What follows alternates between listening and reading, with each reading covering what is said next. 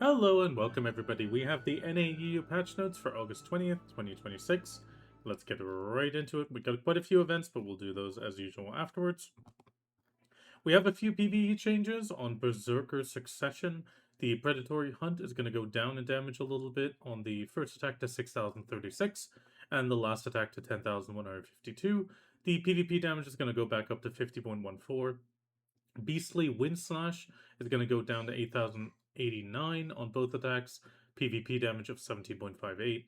Prime Fierce Strike is going to go down to 6,383, attack 2 to the same. Beast Form is going to do 4,539, and the PvP application is going to sit at 32.89 and Beast Form 31.08. Prime Frenzy Destroyer is going to go down to 4,900 on the first hit, and extra attack 5,622. The PvP application of the first attack 37.38, and the extra damage 42.98. Prime Devastation is going to go down to 10,159 with a PvP application of 26.14.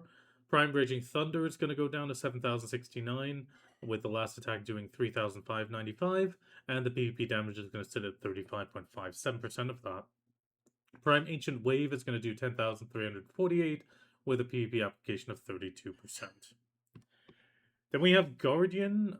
Succession is on the buff receiving end, so Prime Claw Reveal is going to go up to 7,609, PvP down to 31.61 to balance. Mountain Slam going to go up to 11,069, nice. The PvP application going to go to 21.34.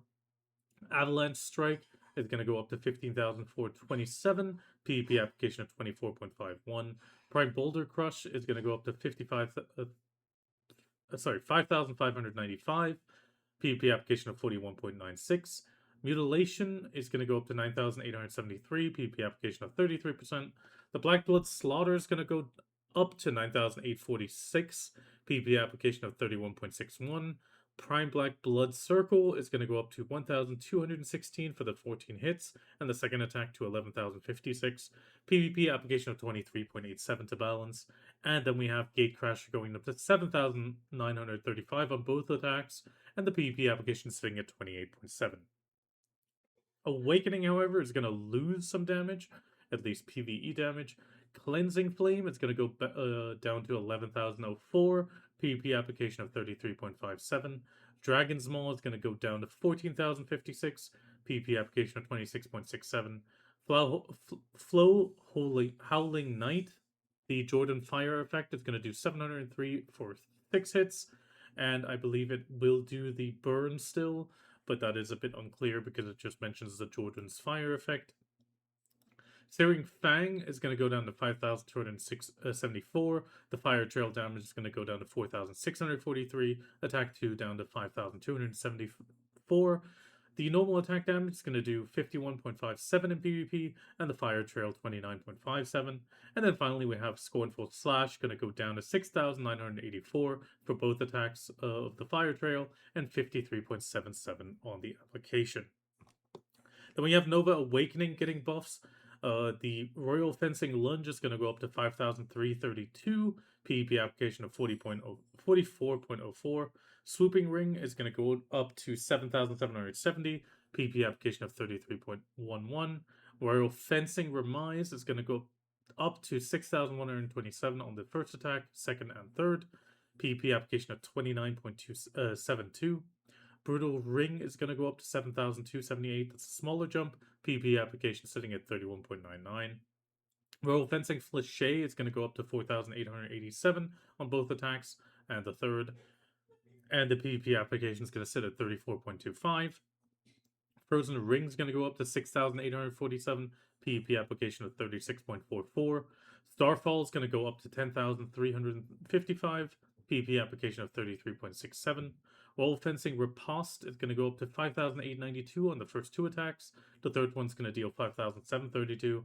PvP application of 35.35.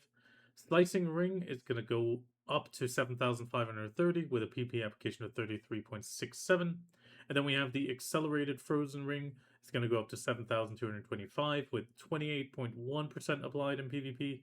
Royal Fencing Flichet, the acceleration version is going to go up to 4,125 with an application of 29.67. and the Excel Royal Fencing Remise up to 7,407. Same thing for the second attack, PvP application of 28.63, and then the Excel Swooping Ring is going to go up to 8,710 with a PvP application of 36.59. Drakania Awakening also getting pulled back down a little bit. Hopefully this will actually balance out the boss splits again a bit. But we have tip of the scale, Hexblood is going to go down to 3,019 on the first 3 attacks. 4th and 5th is going to go down to 4,529. PvP application sitting at 60.17. Savage Decree and Hexblood's going to go up to, down to 3,950 for the first 2.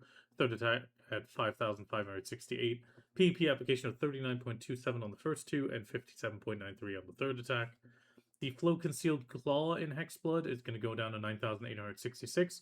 PvP application of 45.66. Spiteful Soul down to 6,270 on the first attack and the second, and the third doing 5,226. PvP application of 45.09. Extinction in Hexblood is going to go down to 7,646. PvP application of 34.82. The Flow Obliterate Hexblood going to go down to 9,783. PvP application of 44.5. Sundering Roar in Hexblood going to go down to 7,332. On both attacks, PvP application of 40.76. Crackling Flames going to go down to 5,577. PvP application of 40.78. And Storm Piercer going to go down to 4,915 on the first 2 attacks. Third one's going to go down to 4,109. And the first 2 attacks are going to apply at 43.21% and the other one at 50.07. Then we have the tip of the scale, Dragon Blood, going to go down to 8,013 in tip of the scale, at 31.74 applied in PvP. Savage Decree in Dragon Blood, 1,888 on the first hit, 5,639 on the second, 44.44 applied in PvP. Spiteful Soul going to go down to 2,682 and 4,919 on the second and third attack, 29.49% applied. Flow Cloud Strife and Dragon Blood going to go down to 9,593. PvP application of 37.6. Storm Piercer Dragon Blood going to go down to 8,536. PvP application of 38.09. Sundering Roar going to go down to 9,623. 27.7% is going to be applied in PvP. Doombringer Dragonblood going to do 5,071 on the first 2 attacks, 18.24% applied in PvP. Crackling Flame and Dragonblood going to do 4,287 on both attacks with 39.35 applied, and the Tectonic Slam is going to do 7,808 with 35.98 applied. Then we have Agent being adjusted, so we have a few things. The Evasive Detonation, they added an all evasion plus 36 for 10 seconds. Float Dash and Fire, they changed the stamina cost to be 100 instead of 125. Tactical Retreat and Flow Reposition also going down from 200 to 150 in stamina consumption. The Bullet of Truth has been improved so the skill can be comboed with LMB from Mozambique Drill or Reaper's Barrage, but they did add a 15-second cooldown. Last Words, they fixed an issue where the actual attack area was shorter than the visual effect. When no enemies are in melee range, damage now applies to enemies further away to match the visual effect, and they've improved the combo better from Penance and Sin, and they fixed an issue where melee attacks would occasionally activate even when no enemy was within distance. Bulletstorm, they improved also comboing into better skills. Prime Hexround Reaper, Bullet of Truth, and Prime Reaper's Mercy, they changed it down attack plus 70% effect from the Prime Hexround Reaper to only apply to these skills. Death Comes a Spinnin', they added a 100 HP per hit to that. Prime Obsidian Powder, they improved to combo better into Scattering Hell and Demolition Operation. Blink, they changed it invincible to apply from the animation that prepares to blink via LMB after using a skill, and it's been changed so that the skill can be cancelled with RMB after use before actually moving. They also increased the skill's forward movement distance by about 21% and its downward movement distance by 33%. However, the limit on upward movement distance remains the same as before. Sin, they improved to combo better. Penance, they also comboed better, and they fixed an issue where falling animation played before the landing animation. On Latusa, they decreased the all accuracy decrease for 5 seconds from minus 60 to 24, or minus 24. They've improved also to combo better from Mayhem, Evasive Detonation, Blink, or Demolition Operation. Piercing Round has also been changed to also affect Concealed Weapon after learning the skill, And then we have some PvP damage being changed. Prime Bulletstorm's going to apply 35%, Prime Concealed Weapon 35.4 in PvP, the Bullet of Truth 38.2, and the Prime Reaper's Mercy is going to apply 60.6%. Then we have some CC, defensive and special attack damage effects. So Prime Death Comes a Spinning has super armor now during the skill and knockback on hits in PvE. Prime Mozambique's Drill has knockback on attack 1 and knockdown on attack 2 with a forward guard on the skill. Concealed Weapon will have no defensive effects moving forward, but it will have down attack. And then Prime Reaper's Mercy has super armor during the entire skill. They also adjusted the following skills hit detection to apply damage even with some elevation difference. This covers run and gun after piercing round is learned. Same thing for Flow, Dash, and Fire, Mozambique Drill. Last Words, Mayhem, Scattering Hell, Demolition Operation, and then Suppressive Shot before Explosive Round is learned, and Reaper's Barrage as well before Explosive Round is learned, and then Penance. Beyond that, we have some general class fixes, very little. They fixed an issue where ranged projectiles will now fire toward the aiming point when attempting to attack during auto-navigation to a specific location. Then we have the Hyperboost guide added, and progression pass has been removed. So they added a UI where you can check the Hyperboost steps and guides. Open the UI by going on the old progression pass button at the top of the screen. This will open the UI, which will give you information on what you can still do to complete your Hyperboost. War Proposal has been implemented, so a War Proposal has been added next to the War Declaration. Using this button to propose a war to another guild does not decrease guild fame. The war only begins if the target guild accepts it, and since both sides agreed, neither guild loses fame. A war started by accepting proposals lasts for 6 hours, and war started by accepting a war proposal has no wait time after it ends, and another proposal can be sent immediately. With this, they're also bringing back the Reject Guild War Proposals auto-reject button, but that is just in the settings again. Fairy appearance and skill selection has now been separated, so you can now select the desired appearance from the list and then choose a skill to use at the bottom to apply it. Owned appearances are shown in the list, and appearances not owned can be purchased. However, limited appearances whose sale period have ended will not be shown. Also, only skills from appearances you own can be selected. They also reduced the difficulty of certain Tachyon Trace content. Sadly, it seems they might have not added the extra boxes that were mentioned in Global Labs, but we're going to have to see. Then we also have the change on the tag rotation to Wusa and Megu. Then we have a cup extraction change, so pretty much all extraction of the cups will no longer happen over the refined essence of emotions. It will simply use the mirror of equilibrium. This can pretty much be bought anywhere. Wakitoshi and Blacksmith will also no longer sell the fused crystal of emotions. Pretty much just buy the mirror of equilibrium at any blacksmith and it will do the cup extraction. They also added a processing heating recipe that uses an unenhanced Apparent accessory to obtain Twilight of the End for the same slot. That is crazy. So for example, if you process an unenhanced Aperion necklace, you will get 10 Twilight of the End necklaces. This is absolutely massive. That is actually a big thing. Do watch out for that because I don't think Aperions will be coming on market for a while if people are going to be melting them down. They also added a description regarding the appearance of the Godslayer armor, and they added a cheering animation when obtaining Embers of the Enix from a box in a safe zone. When it is obtained in a monster zone, it will be displayed in the rare item UI. Then they fixed some issues with some transformation scrolls, which is pretty much the Papu and Otter transformation scrolls on Papu Crenea. Then we have some inner Edania monster zone improvements. So on Aphrodon Temple, they changed the monster despawn mechanic to also spawn some blessed Goldfield Scarecrows. These the Ground Slam will also no longer do damage to summons from the Goldfield Scarecrow. They fixed an issue where the effects remained on trees after the monster zone reset. Fixed some issues where the Scarecrow monster would not appear after the zone reset. And they greatly reduced the frequency of monster attacks that move through characters.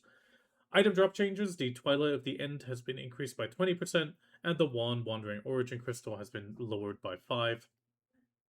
Then we have Hermesia Castle. They added a notification and action when Markthanon's daughter disappears during combat. Changed Markthanon's daughter to recover HP when returning to her original position after moving too far away. They fixed some issues with Markthanon's daughter, would occasionally move awkward without engaging in combat. Then they fixed an issue with Markthanon's servant awkwardly would return awkwardly to its original position when attacking while airborne.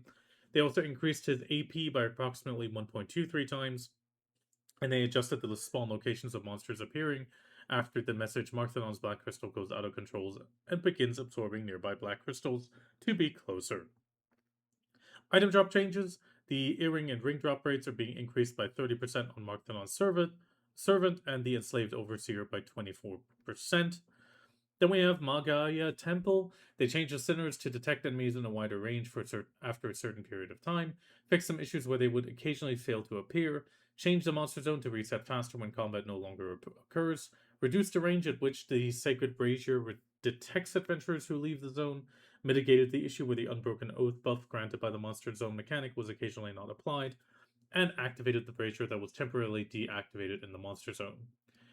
The drop rates for the Knights has been adjusted, and the Priest of the Ends, Elion's Tear, Breath of Elion, and Elion's Blessing. The earring, ring, and belt drop rates has been increased by 100%. Also, the drop rate for some trash has been changed. Elion's Priest of the End will drop 30 to 40, Elion's Tear 10 to 12, Breath of Elion 15 to 17, and Elion's Blessing 20 to 22 trash. Elysion Temple, they just fixed an issue where the monsters moved awkwardly. Then they also changed the drop rates for the Curved Blade, Tempered Spirit, Steadfast Arrow, and Herald of the Flame. The accessories drop at 50% extra, at least, all of them. And the Scorch Belt ornaments will drop, instead of 15 to 16, just 10 to 15. And then Event Horizon, they reduced the detection area for airborne wormhole travel when the special mechanic is not triggered. Special rewards are now bound to the adventurer who activates the special mechanic. They also fixed an issue where the Despair-consumed Adanas would not appear for approximately 2 minutes 30 seconds after the zone reset. Item drop changes. The drop rate for the Despairbringer pretty much has 20% on the accessories, and the Ibador 50% higher. Scales of Judgment, they changed the item drop rate for the Priest of the End and Elion's Resentment. The accessories will drop 55% more likely.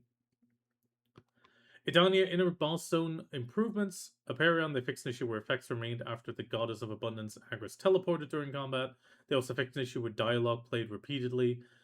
Weekly for the Throne Magaya, they fixed an issue where some voice lines did not play during the combat with the Goddess Elion. They expanded the attack area of certain attacks from Elion to match the visual effects. Changed the combat start voice lines for Elion so that the next voice line plays. And then finally, they fixed an issue with the destroyed effect of the Testament of Judgment, where Elion sits would occasionally remain. On Elysion, all would briefly appear gray during cutscenes. Elysion monsters were invisible in certain sections, and Elysion, where the running movement of the God of War all appeared awkward, has been changed.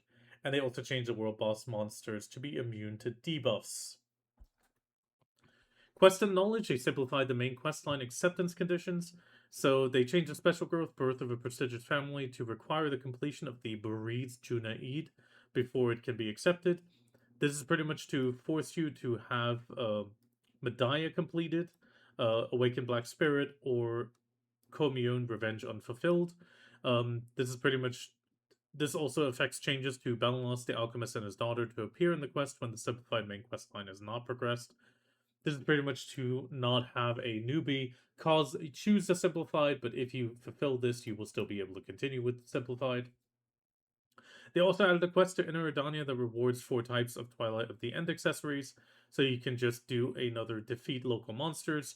You do have a requirement at AP of 398, 403, 408, 413, and 418. So this one, unlike the others, does have an AP requirement, at least according to this post, but you will be able to get some extra accessories from that. They also added knowledge for the Unix Remnant, the quest NPC that you can obtain a Godslayer's armor from. They eased the quest requirements for the live subquest at Angavu Outpost, changed the camera angle when interacting with the thrones in Inner Edania, added gathering instructions to the description of the subquest at Angavu as well. And then finally, they fixed Balanos' unexpected opportunity to appear in the quest under the Breaker of Chains main category, even when it is incomplete. NPC background and sound, they just added some ambient chatter voices to the NPCs in Angavu, and they changed the appearance of the Unix Remnant in the quest NPC from who you obtain the Godslayer. UI-wise, they are introducing the guild strategy mapping. The guild map guild strategy feature is on the world map on the top left. You can open this. You do need to have the rights, which is the map guild strategy right. The function for each button is as follows. 1 pretty much allows you to create 10 mappings, and each mapping can obtain 10 points. You can add a note, sets the name for the mapping. 3 is the settings for the shape and color, and 4 deletes the mapping. You'll also have a pretty much left click and delete button to delete the one you're hovering over. Here you can see some examples of that happening. And guild members with authority can also create a mapping by holding control and clicking the mouse wheel without selecting create mapping. They also improved the keypad's max quantity settings to consider the family inventory's max weight limit when placing stackable items in the family inventory. They also increased the width of the scroll bar in the guild usage history and adjusted the text size in the Marnie's combat analyzer. System-wise, they mitigated certain factors that could cause frame rate drops, apparently, and they fixed an issue where the guild house auction start times could gradually shift due to maintenance. Web-wise, they changed the image for the 30,000 A-coin product. Translation-wise, they changed to be unified the following in English. Ban equals now kick. Modified changes, they fixed an issue where the character's appearance briefly displayed incorrectly with the hide cape on the lifeguard outfit in the pull shop or die menu. Then they fixed an issue where downloaded sheet music had a different name in than the original in music album. They fixed the unnatural navigation to the destination for Keep Up the Supplies in Inner Edania. Improved the text for the For the Throne, Aphrodon, and Oresion quests. Improved the description for the Primeval Form, Godslayer's Courage, and Abstinence, Justice, and Wisdom quests. Fixed the navigation path to complete the God of War's festival during the questline Ecology of Edania accepted by Alustin. Changed the camera angle when talking to Alustin in Angavo Outpost. Then they fixed issues with Angavo Outpost knowledge not being obtained when entering. If you have not acquired it, you can obtain it by interacting with Alustin in Angavo Outpost. They fixed an issue where characters became unable to move when approaching certain areas of Termination Shock in Inner Edania. Then they fixed some issue where the liner did not arrive at Aulus Coast. Fixed some issues where Feria Cog taken out at Aulus Coast Wharf could not move after boarding. Reduced the accessible area along the outer edge of the coastal region in Inner Edania. This also fixes the issue where characters could move beyond the minimap boundaries in certain parts of the Oceanus Sea. Improved some of the text descriptions for the Godslayer armor crafting quest. Fixed some issues with the NPCs at Angavo appearing as NPCs from Land of the Morning Light. Changed the icons for the following subquests for Angavo, pretty much delivering message, run away, Hatchashin, and need more hands. Changed some icons for some quests. Fixed the issue where recurring Monster Zone quests in Inner Edania did not display their region-exclusive icons. Fixed some issues where Monster Zone buffs were not applied upon defeating monsters that appear within the system. Message Marthanon's Black Crystal goes out of control after defeating the servant in the Hermesia Inner Castle Zone. Fixed specific spots at the Ergosphere where characters could get stuck. Added change icons for the some knowledge entries in the People of Edania and Known Manager list. Fixed some issues with normal inventory item information was displayed when inspecting items while auto-moving. Pearl inventory items to storage. They improved the auto navigation feature so it now functions for subquests and event quests, which was previously only available for main quests. Fixed some issues where Kaphra's enhancement information was not being displayed. Fixed some issues where total effect displayed in the Reforged Stone UI differed from the actual values when Han stones were equipped. Fixed some issues where Ecleta and apparel and accessories could not be enhanced via group enhancement. Group enhancement is available now when the same enhancement material is used. They changed the system to display the world notification when Twilight of the End is obtained.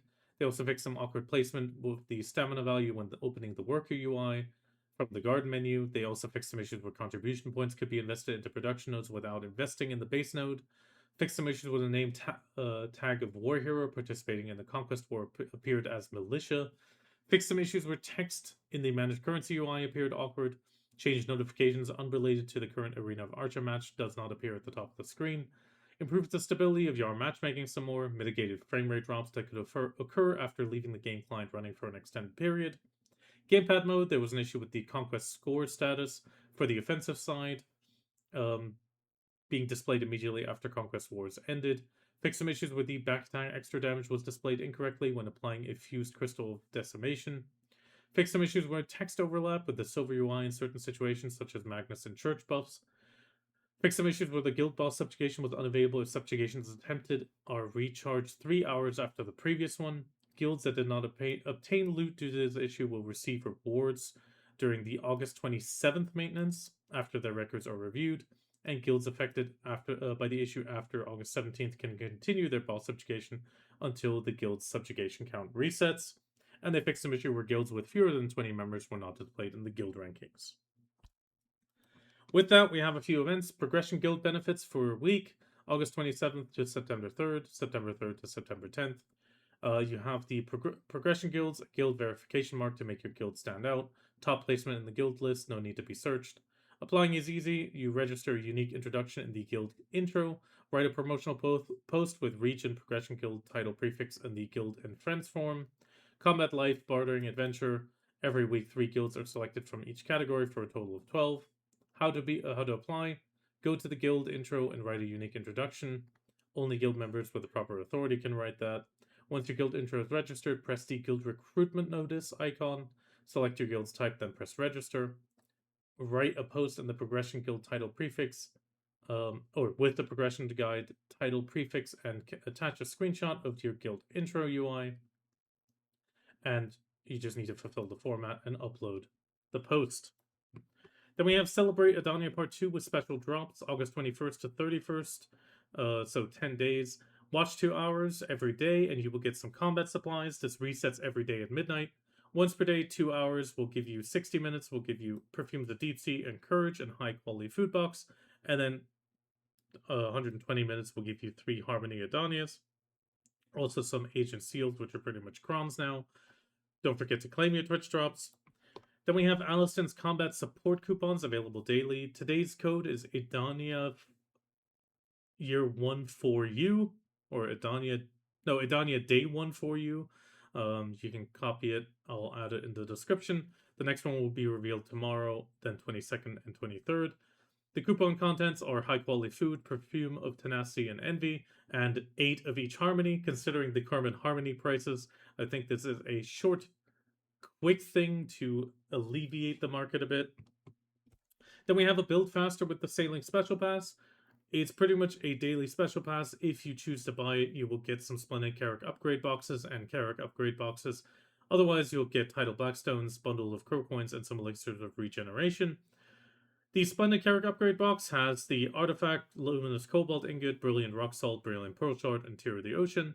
And the other one has all the other materials you could need. You have a first selection and second selection where you can select one of the following. Overall, it can be good, but it's not that hard to farm. Mysterious Ore new supplies for crystals. We're having the Mysterious Ore event return till September 3rd. Do note the Mysterious Ore will be removed September 10th, so don't forget to use it. But we have a few things. Guaranteed rewards obviously remain the same. Platinum Ore, Sharps, Rough Stones, etc. Chance-based rewards, there are 6 new ones. The Crystal of the Void Akrad and Destruction are here. The Ancient Magic Crystal of Crimson Flame Power is here. Corrupted Magic Crystal, Gem of Void, and Cowboy Fragments are being added into the drop. Beyond that, it is also being added as an extra event quest for Dalashane Mysterious Ore Research 4 and 5. So here we have Sakria Shards, Gluttony Crystals, Gems of Void as a choice. You need to pick one of them, however. Then we have daily login combat supplies. Just go into your challenge tab. The first supplies on login are Loot Scrolls and Supreme Old Moon Scrolls, and then after 60 minutes online, you get 4 Harmony drops, including 3 Tenacity and 3 Envy. Overall, just more stuff to alleviate the market stress. Push further at the Altar of Blood is also happening, August 23rd to September 5th. Normal stages, protect the crystal. Boss stages, clear mechanics and defeat the boss. It does in range after 6 minutes. Stage fails if not defeated after 8. Entering party rules remain the same. Pretty much per stage reward upon clearing each stage is 100 million. The weekly limit, repeated stage clears included, up to 30 times, which is a total of 3 billion silver.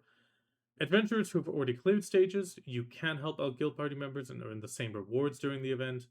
Reward distribution schedule will be August 23rd to 29th, and then 30th to September 5th. The regular Altar of Blood rewards, main rewards for the 21st illusion, you have the first clear reward once per stage, and then the weekly clear reward at the end.